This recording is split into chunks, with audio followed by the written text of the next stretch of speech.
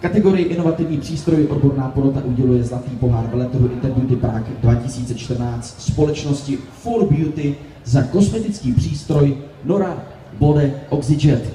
Jde o multifunkční přístroj pro aplikaci kosmetických přípravků pomocí koncentrovaného kyslíku německé výroby.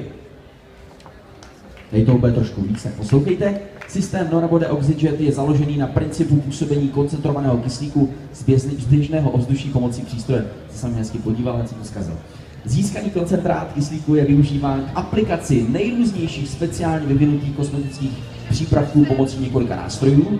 Jednotlivé nástroje umožňují například čištění pokožky, tlakovou aplikaci sér, inhalaci a mnoho dalších kosmetických aplikací na obličeji i tělo. Body Oxyjet je jemným a efektivním řešením pro ošetření problematických kosmetických zón.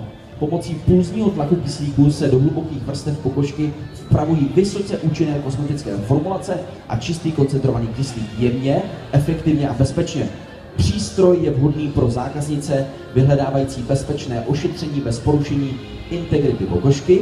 Ošetření je intenzivnější, účinnější, ale i rychlejší.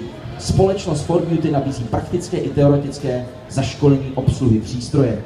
Oceněný přístroj Nora Bode Oxyjet najdete na stánku číslo 35 společnosti For Beauty v pravém křídle paláce. Gratulujeme, děkujeme.